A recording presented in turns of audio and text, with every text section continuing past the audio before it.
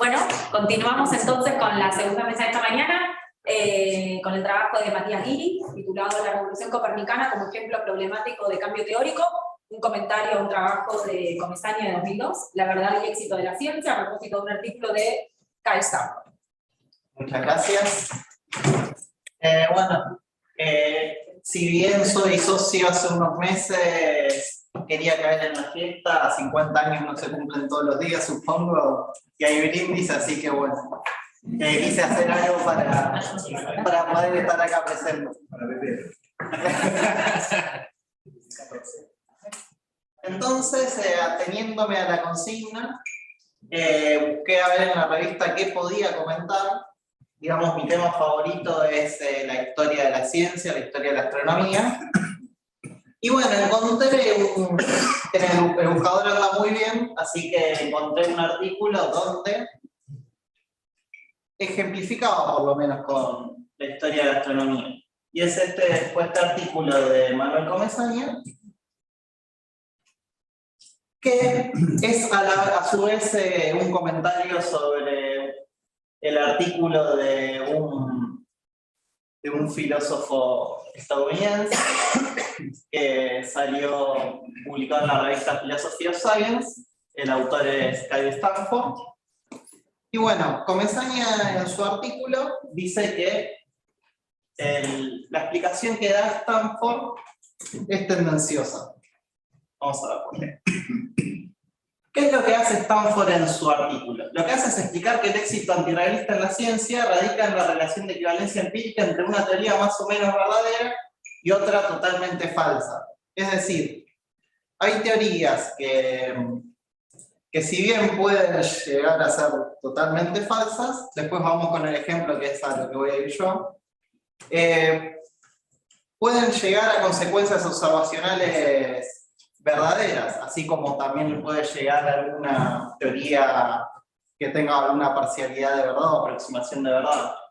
Entonces, digamos, una teoría que puede llegar a ser totalmente falsa, igualmente puede tener ese éxito empírico. Entonces, ¿qué es lo que dice Stanford?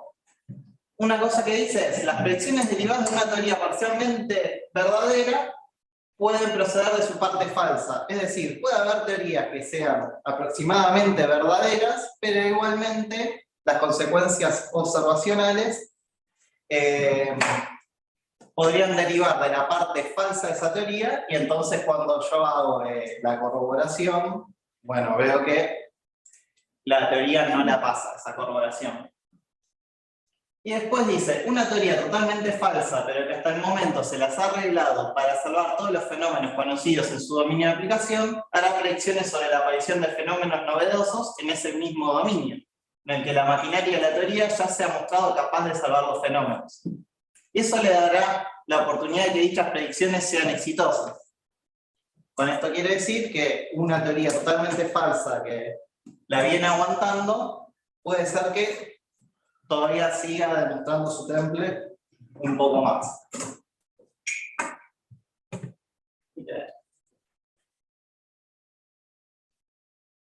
Estoy confundido. Bueno, entonces, lo que dice Stanford es que no existe ninguna respuesta general a la pregunta acerca de cómo es que una teoría falsa puede generar, en un momento dado, las mismas predicciones que una verdadera. Tal pregunta solo se puede responder haciendo referencia a los mecanismos específicos postulados por cada teoría particular. Stanford dice, no podemos encontrar una respuesta general de por qué pasa eso. Ahora viene el trabajo de Comesaña, que dice que esta explicación es tendenciosa.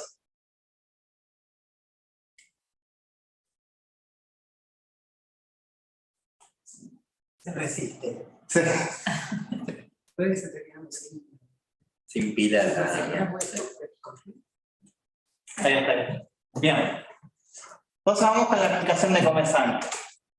Lo que dice Comesaña es que hay una explicación general. No hace falta ir al interior de la teoría para encontrar la explicación a lo que Stanford dice. Una cosa que pasa es que la deducción no conserva la falsedad. por lo cual a partir de teorías falsas podemos llegar a consecuencias observacionales verdaderas. Bueno, lógica clásica. Digamos, la deducción conserva la verdad de las premisas, pero la falsedad no necesariamente. Y acá tenemos un ejemplo, por ejemplo, el rey de Inglaterra es pelado. Verón es el rey de Inglaterra, y a partir de esas premisas yo puedo sacar la conclusión de que Verón es pelado. No sabemos si Verón es inglés, pero no creo que sea el rey. Entonces podríamos tomar las premisas como falsas, pero igualmente llegamos a una conclusión verdadera. Otra de las cosas que dice Comesaña es que Stanford ignora que no cualquier teoría totalmente falsa puede tener las consecuencias observacionales verdaderas que hagan falta para salvar los fenómenos. Una teoría totalmente falsa debe contener falsedades que compensan. Bien, y ahora vamos a ver también el ejemplo que utiliza. Y bueno, finalmente dice, sería un milagro que una teoría diseñada para salvar ciertos fenómenos haga predicciones novedosas. Pero no es así con las teorías, digamos, sería mucho más probable que una teoría que tenga algo de verdad sí haga esas predicciones novedosas. En cambio, que la haga una teoría totalmente falsa es un milagro. Así que bueno, dice, la explicación de Stanford es tendenciosa. Bueno, no es que sea un tema que entienda mucho y qué sé yo, pero ahora vengo a hacer mi aporte. ¿Qué es lo que me llamó la atención de esto y por qué quise hacer el comentario? La razón es los ejemplos utilizados para la explicación. Bueno, el ejemplo lo da Stanford y lo mantiene Comesaña, por más que haga algunas aclaraciones, donde el ejemplo de teoría parcialmente verdadera es el heliocentrismo copernicano.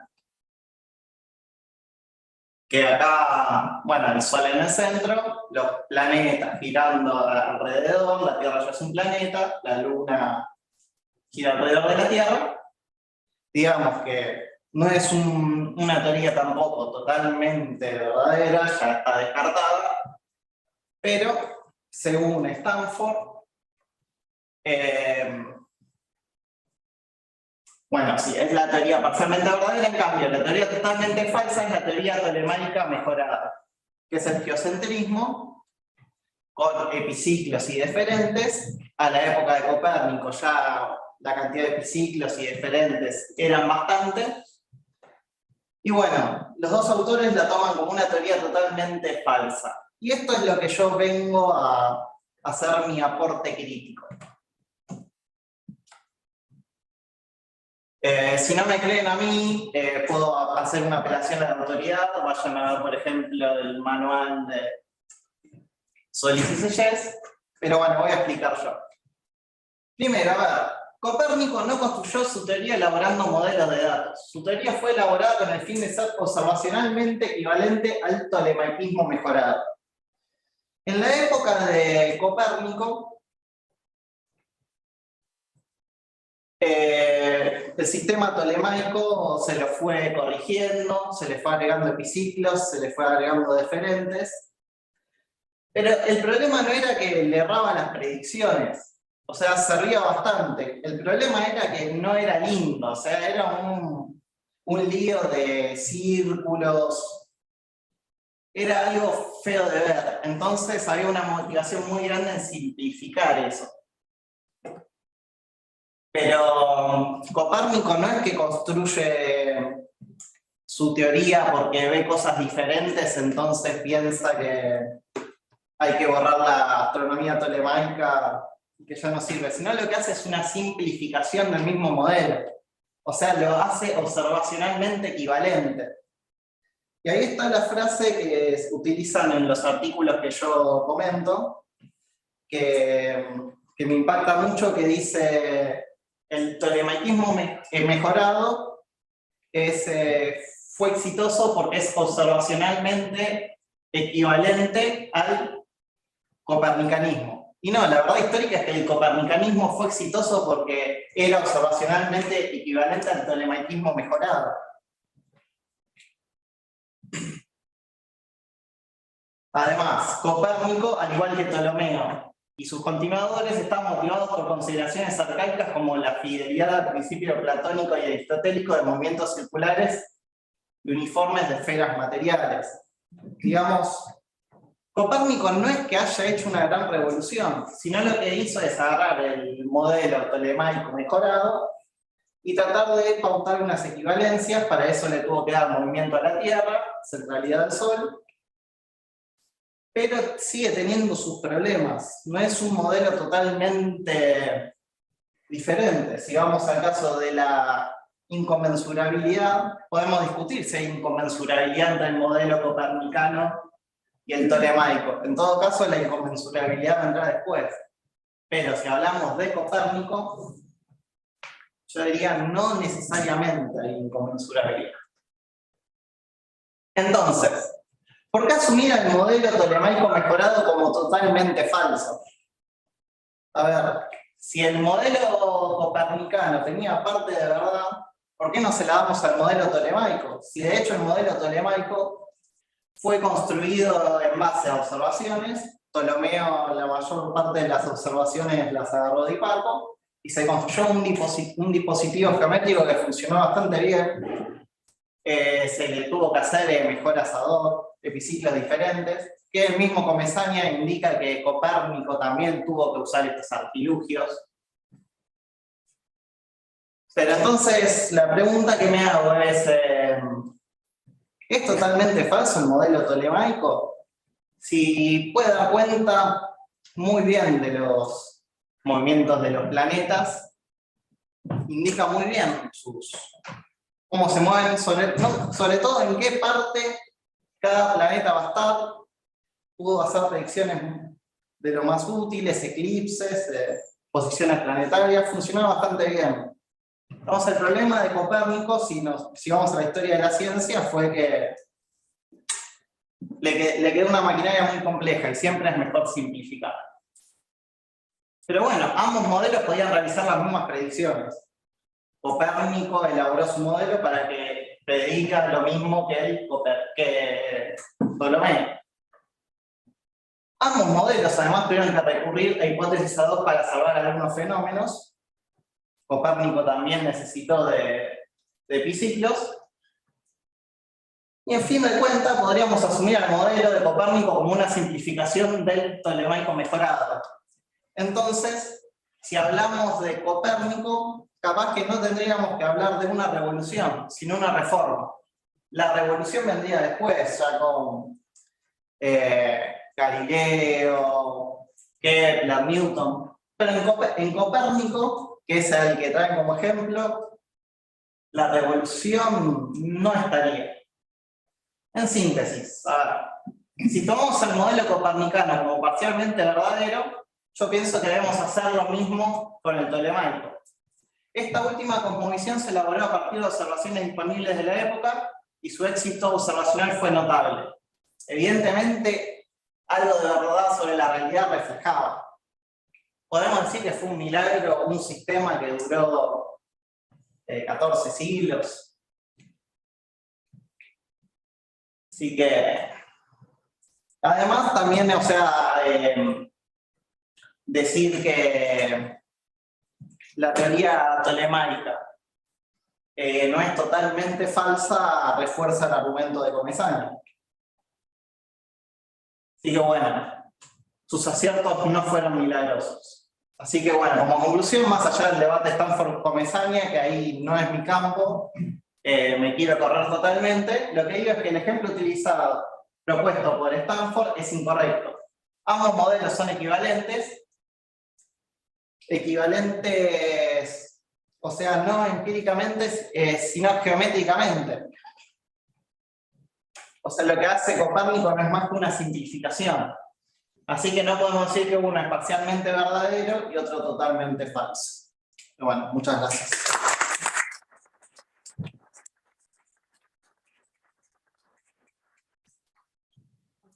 ¿Pase para preguntas? Supongamos que yo creo que el modelo de Ptolomeo consiste simplemente en la siguiente tesis. Sí. la Tierra es el centro del universo, o al revés.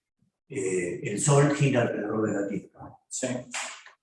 Con esto solo ya tiene un problema observacional. Quiero decir, supongamos que este es nada más que el modelo. El modelo es la Tierra gira alrededor del Sol. Ahora, podría ocurrir que para explicar las observaciones me baste las matemáticas. Le atribuyo ciertos valores a algunas variables y entonces ahora necesito calcular y luego agregar parámetros, pero parecía que todo es una construcción alrededor de la idea de que la Tierra, simplificando, que el Sol gira alrededor de la Tierra, y el otro, una construcción matemática dictada para conciliar las observaciones con la única tesis modelística que es el Sol, no, la Tierra gira alrededor del Sol. Si es así, entonces, desde el punto de vista nuestro, desde luego la verdad no la conoce nadie, porque Dios no existe. Esto es un detalle. Entonces, consideramos desde hace unos cuantos años que la Tierra gira alrededor del Sol. Entonces, el modelo tolemaico es totalmente falso. Considerando que el modelo es esa tesis sobre la cual hay que construir la explicación de las observaciones. ¿Te parece mal? Sí. El modelo tolemaico no es solamente eso. O sea, da cuenta de movimientos mucho más complejos, da cuenta de posiciones, y las posiciones las acierta, y no creo que sean casualidades. Hay algo que está bien hecho. ¿O crees que el Sol gira alrededor de la Tierra? No, eso puede ser la parte falsa, pero o sea, el otro dispositivo matemático que da cuenta de dónde va a estar un planeta en cada momento determinado, ¿no puede ser también una parte, la parte de verdad? Lo mío era una sugerencia para ver un modo de creer que el modelo tolemaico es totalmente falso. Lo concentro en eso y hago que todo lo demás sea una construcción instrumental matemática para salvar las apariencias, como solía decirse. ¿Puedo hacer un seguimiento? Bueno, vamos a... También el seguimiento. Ok, dale. Sin tener mucha idea sobre la discusión esta, voy a decir algo parecido a lo que sugirió Alberto o en la misma elección. O sea, el problema de fondo parece ser que no tenemos una noción demasiado bien definida de cuáles son los postulados de las teorías en cuestión, para exactamente con qué cosas se comprometen, cuál es el orden de la jerarquía de prioridades ahí. Y la ausencia de tal noción bien definida de cuáles son los postulados, no sé a qué argumento perjudica, quizás al original de Stanford. No entendí la... no me hiciste pregunta, hiciste... En realidad, bueno, es una pregunta, si te parece que las nociones, si los enunciados que cada teoría se compromete están bien definidos, si tenemos algún criterio para decidir, como recién sugería Alberto, qué es exactamente lo que dice el modelo tolemaico y qué no, y cuáles son cosas instrumentales. Y, o sea, la jerarquía, sí, o sea, el modelo tolemaico es un modelo geocéntrico.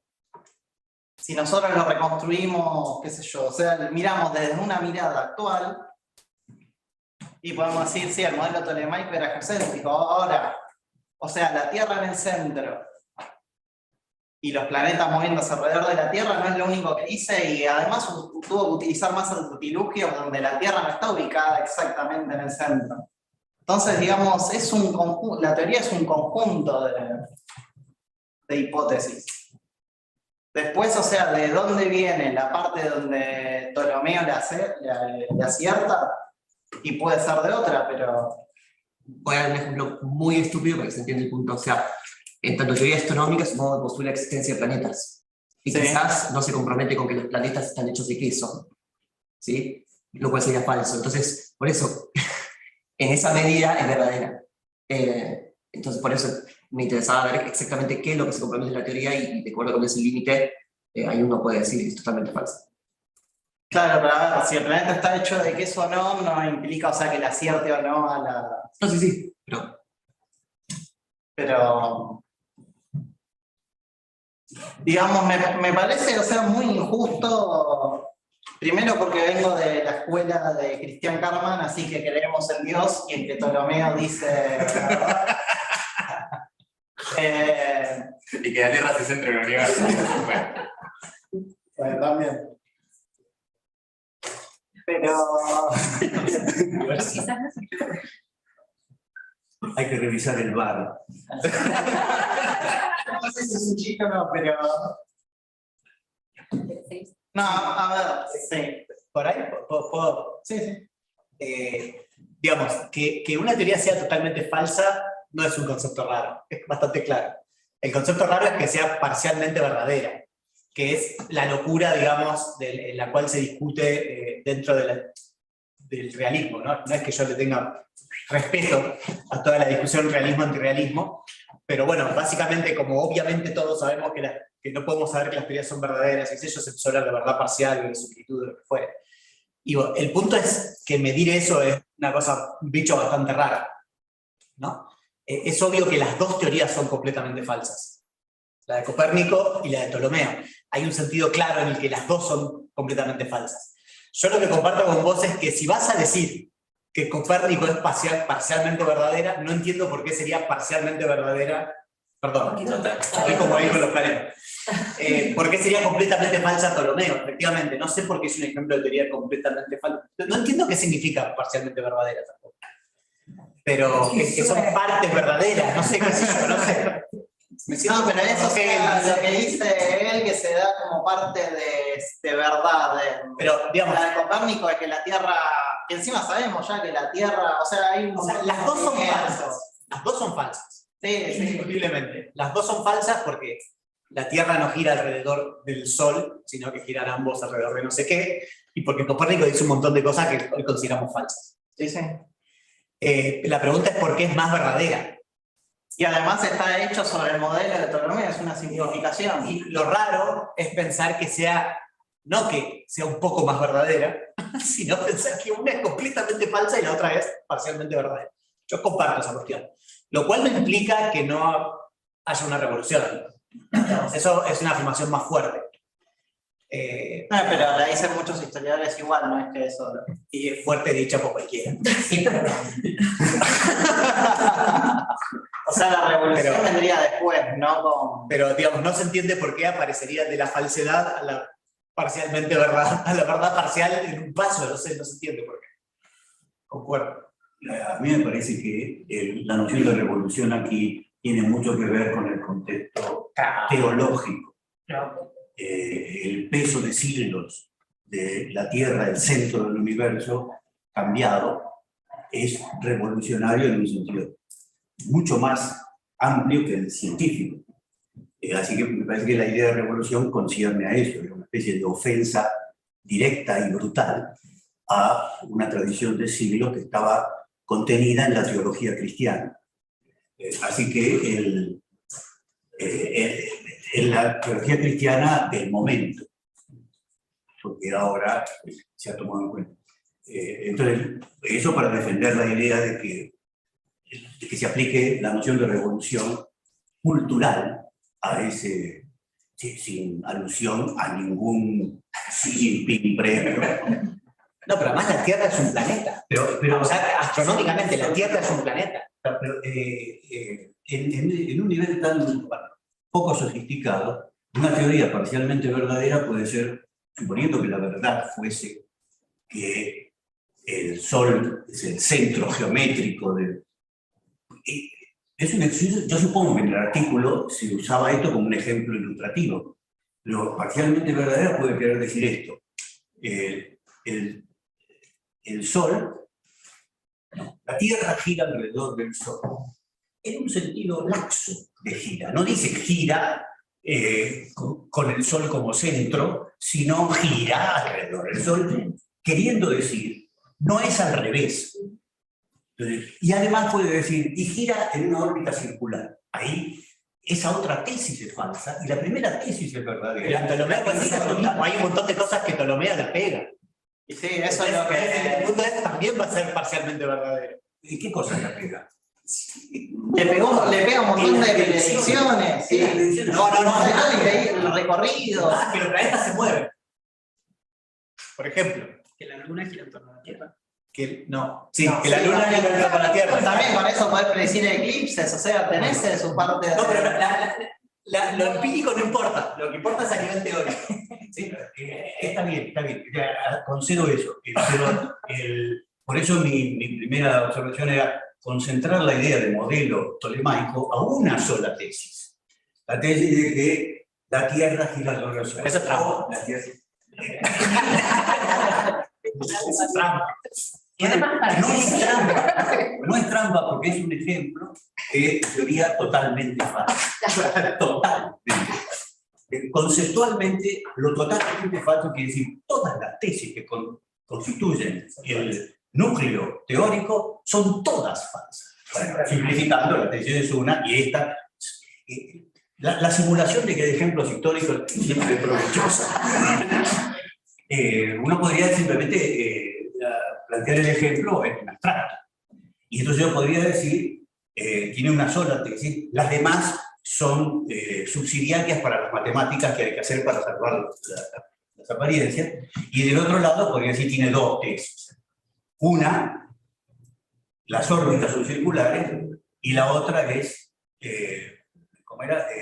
La Tierra gira alrededor del Sol. Ahí sería cierto que una es completamente falsa y la otra es parcialmente verdadera. Pero esto es lo que quiere decir la idea global de yo puedo pensar en la comparación. Si es que el Kyle Stanford lo que quiso decir es que hay teorías totalmente falsas que tienen las mismas predicciones que teorías parcialmente verdaderas o totalmente Sí, verdaderas. y habla del tolemaiquismo mejorado y el copernicanismo, pero a ver, si hablamos del tolemaiquismo mejorado, o sea, si no vamos a hablar de aristotelismo, si decimos que la Tierra está en el centro y el Sol gira alrededor.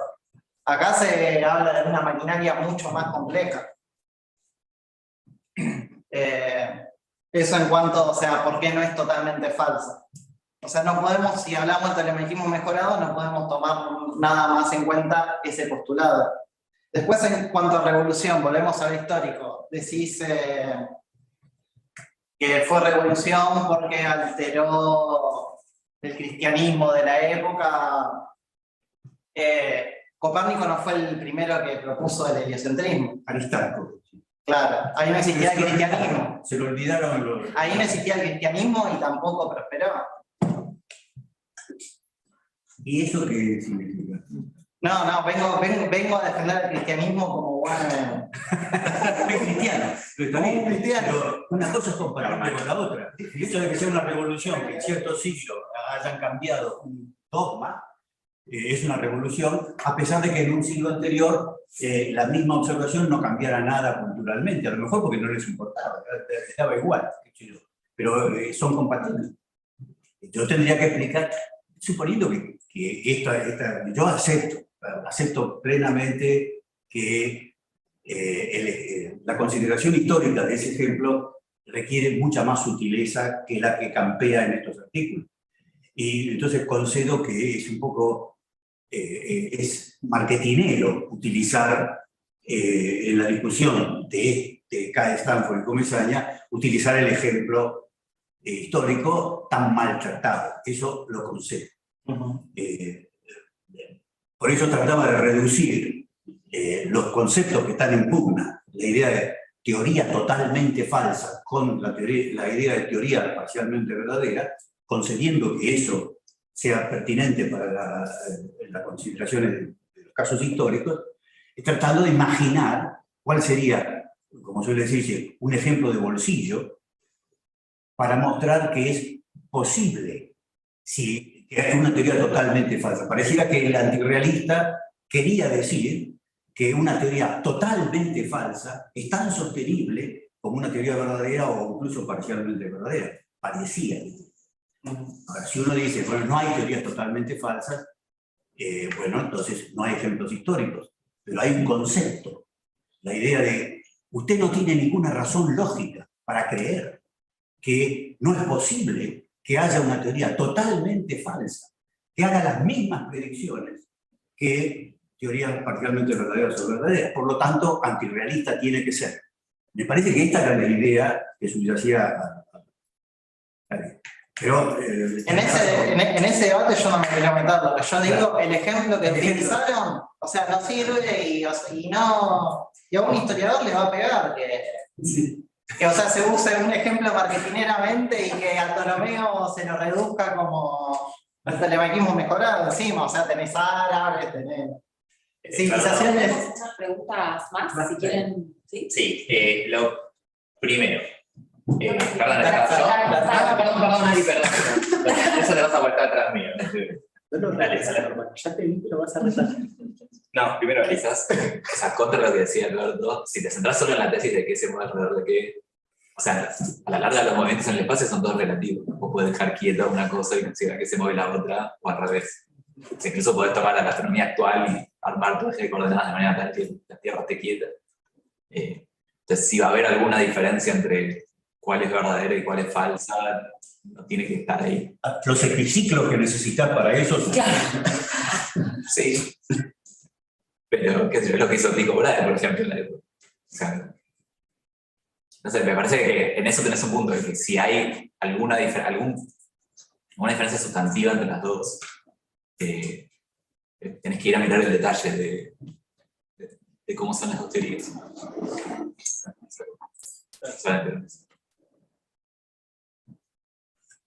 Sí, también, o sea, lo pensé, lo que pasa es que Tycho Brahe no lo ejemplifica a nadie. Pero, o sea, a lo que voy es esto, o sea, Copérnico lo que hace es la simplificación del otro modelo, no piensa algo muy diferente, así como decís vos que los movimientos son relativos y podemos ubicar la Tierra quieta, Copérnico haría lo mismo con la teoría tolemaica. Entonces, o sea, una cosa que resuena muy fuerte es esto que digan de que la teoría tolemaica mejorada tiene éxito porque hacía las mismas predicciones que el copernicanismo. No, es al revés, el copernicanismo tiene éxito porque hace las mismas predicciones que el sistema tolemaico mejorado. Capaz que, bueno, o sea, le hicieron como dijo él, una ejemplificación muy marketinera, pero bueno, hay gente que dedica su vida a reivindicar a Ptolomeo, entonces, bueno, es injusto que se haga esto. Así que, bueno, Empezando por Ptolomeo. En primer lugar, me parece que me convenciste de que efectivamente el ejemplo es malo.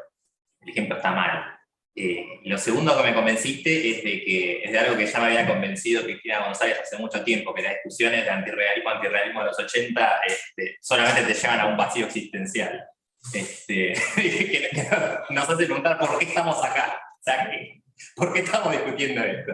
Y lo que suele pasar en estas discusiones de metafísica tiene que ver con la imposibilidad de anclarse en ningún lugar y terminar diciendo cosas diferentes.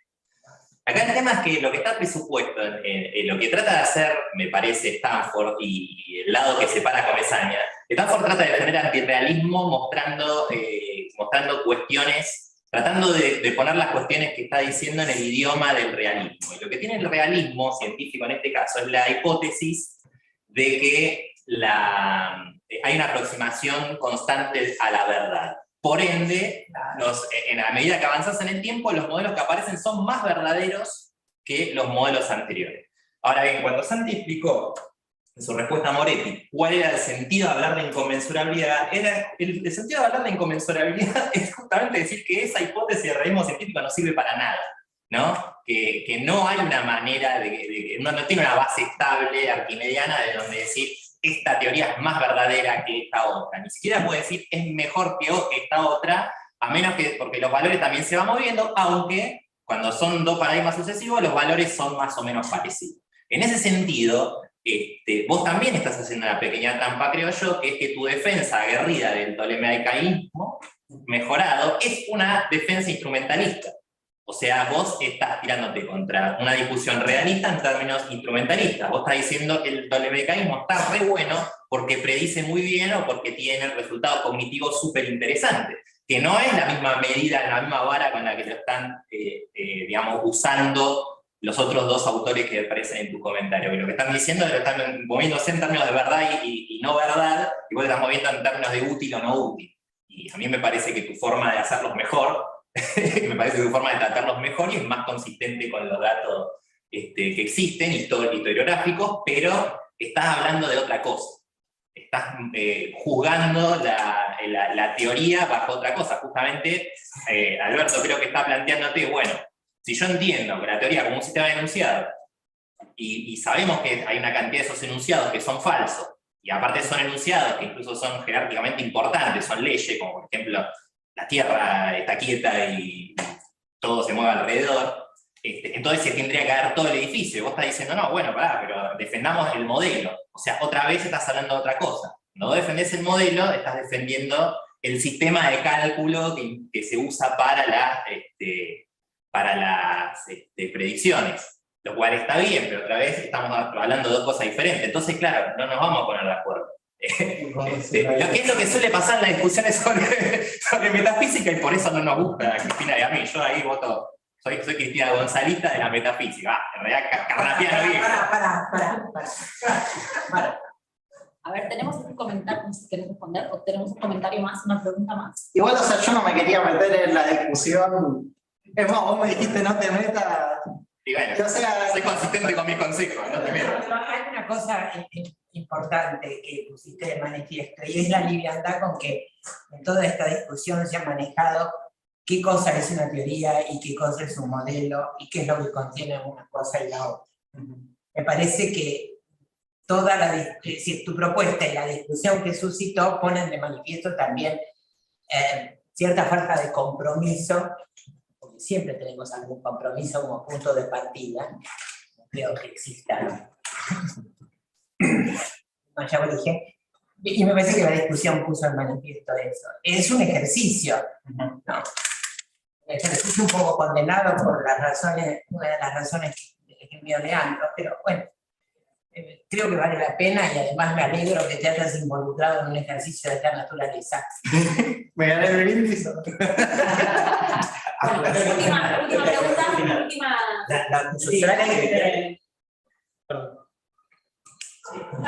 Un comentario muy pequeño. Esto que mostraste, creo que me parece bien la precisión historiográfica que hiciste, ilustra, me parece que ellos dos están entendiendo a Copérnico como lo que decía Santiago sobre Mendel. O sea, es una versión caricaturesca y un poco mitificada de quién fue el primero que desechó el modelo anterior para poner el nuevo. Y tú mismo lo dijiste, o sea, Kepler y Galileo y Newton y la astronomía posterior es la que uno podría considerar ya como el momento en el que el paradigma realmente modifica el modelo y lo reemplaza por uno nuevo. Claro. Pero Copérnico, uno trae esa visión del colegio de que, Copérnico, bueno, y el heliocentrismo, y ahí cambió, y bueno, ya sí, este fue el primero. Claro, Stanford sí. Comesaña hace la aclaración, por ejemplo, diciendo, bueno, Copérnico también tuvo que usar epiciclo. Pero dice, bueno, esa igual es otra discusión, la pasamos de lado. O sea, bueno, sí, capaz que Comesaña no tiene la intención de hacer la apreciación historiográfica, pero bueno, alguien que se formó en historia va a saltar con los pelos de punta. Es así la vida. Es así la vida, claro. Me gustaría hacer la acotación final, que el salvataje que produjo él es de plomo, porque pensó como instrumentalista, como cristiano, esto debe ser repudiable. Así que esa línea de defensa no conviene. Le voy a decir a Pamelina. Seguí con la vida de plomo. Gracias, Matías.